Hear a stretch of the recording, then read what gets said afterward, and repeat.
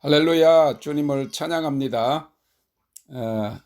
오늘부터는 높은 삶으로의 부르심이라고 하는 그런 큰 주제 아래서 오늘은 하나님과의 친교 중에 하나님을 가까이 하기 하는 제목으로 잠깐 묵상을 나누겠습니다. 야고보서 4장 8절에 보면 하나님을 가까이 하라, 그리하면 너희를 가까이 하시리라 라고 말씀하셨습니다. 우리를 향하여 하나님을 가까이 하라고 명령하신 것입니다. 이는 하나님의 거룩성에 접근하라는 말입니다. 우리가 감사함으로 하나님께 가까이 나아갈 수 있습니다. 감사와 찬미와 경배로 성전뜰에서 성소로, 성소에서 지성소로 하나님의 영광에 접근하게 됩니다. 우리가 전능하신 하나님을 믿음으로 그에게 가까이 나아갈 수가 있습니다. 하나님을 믿는 믿음의 여정 속에 마지막 순간에는 암흑 가운데로 지나가는 것 같으나 하나님을 향한 확신으로 나아가게 되는 것입니다. 우리가 주님과의 사랑의 관계로 인해 그에게 가까이 나아갈 수 있습니다. 사랑하는 자는 가장 가까이 있는 특권을 누리는 것입니다. 하나님을 가까이 하는 것은 하나님의 백성의 본분입니다. 죄와 사망과 마귀에게 속해 하나님과 본질적으로 원수되었던 우리가 십자가의 죄사함과 용서와 구원의 은혜로 인해 하나님의 친백성이 되었습니다.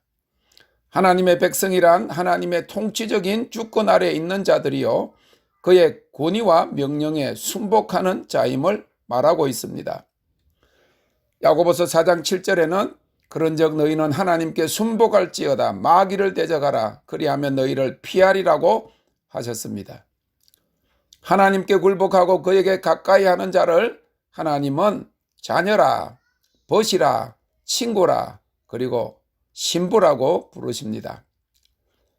야고보서 4장 4절에는 간음하는 여자들이여 세상과 벗된 것이 하나님의 원수임을 알지 못하느뇨 그런즉 누구든지 세상과 벗이 되고자 하는 자는 하나님과 원수되게 하는 것이니라 하였습니다. 무슨 말씀입니까? 하나님께서 우리를 벗으로 친구로 삼으시기 원하신다는 것입니다. 그런 우리가 세상과 벗이 되면 하나님과 원수가 된다는 것입니다.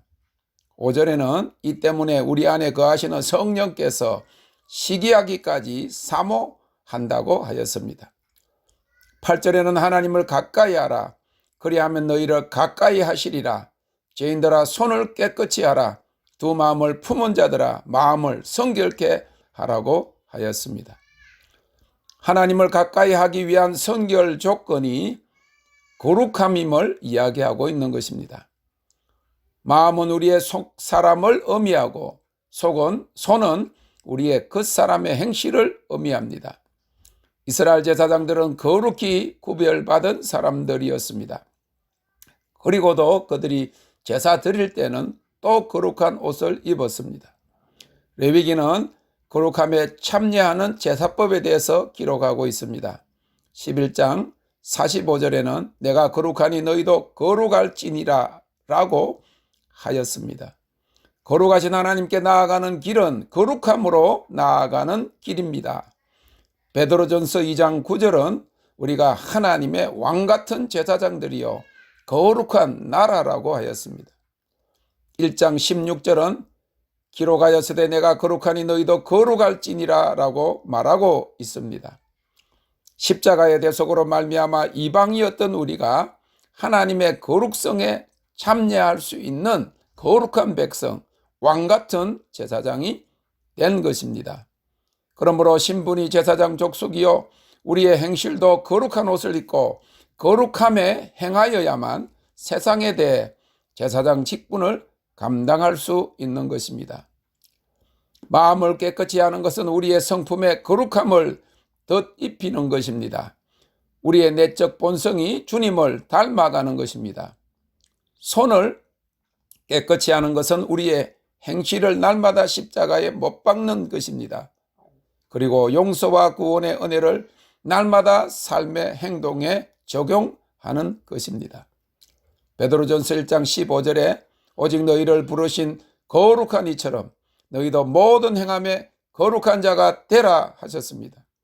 이는 우리의 의지로 되지 않습니다. 용서와 구원의 은혜를 날마다 체험하여야 합니다.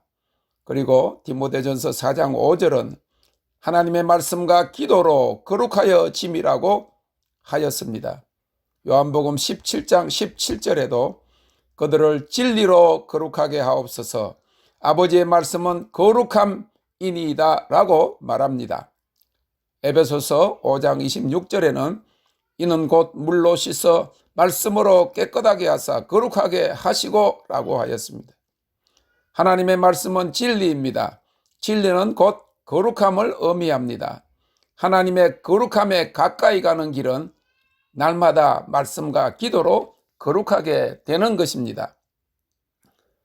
성막의 바깥들의 제사함의 제사를 거쳐서 성소의 등불과 떡상과 향, 곧 기도와 말씀과 찬미로 지성소로 들어가는 것입니다.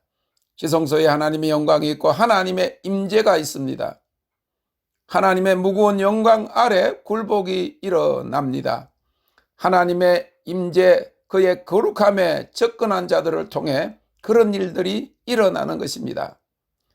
그런 의미에서 전통적인 예배는 성소에 머물 때가 많습니다.